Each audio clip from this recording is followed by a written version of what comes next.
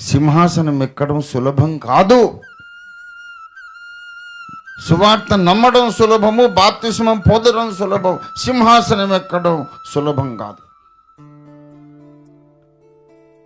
సులభం కాదు కానీ అసాధ్యమైతే కాదు. కష్టమే కానీ సాధ్యమే. నీవెవరివైనా నీవు సింహాసనం ఎక్కగలవు. నేను నిన్ను సింహాసనం మీద నా ప్రక్కన చూడాలనుకుంటున్నాను. యేసయ్య ప్రక్కన నేను ఉంటాను. నిన్ను కూడా నేను వెతుక్కుంటే ఏది నా బిడ్డ లేరని మీరు ఉండాలి అక్కడ ఉండాలండి. లేకపోతే ఎందుకు నేను సంఘం నడిపిస్తున్నాను? నాకు సెల్ఫ్ ఎంప్లాయ్మెంటా? ఇది సెల్ఫ్ ఎంప్లాయ్మెంటా? ఎందుకు సంఘం నడిపిస్తున్నాను? నా బిడ్డలు మీరు ఇక్కడ చూస్తున్న ముఖాలన్నీ నేను సింహాసనం మీద చూడాలి. అందుకే కష్టపడుతున్నా రాత్రి మగళ్ళు.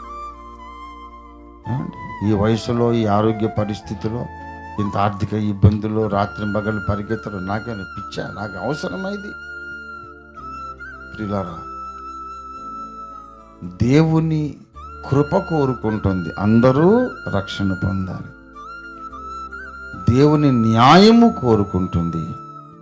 రక్షణ పొందిన వాళ్ళందరూ సింహాసనానికి యోగ్యులుగా మారాలి అని. మారకపోతే మాత్రం మన గతి పొట్టుగత అయిపోతుంది. మనం పొట్టుగా ఉంటే రాకడలో ఎలా ఎత్తబడతామండి?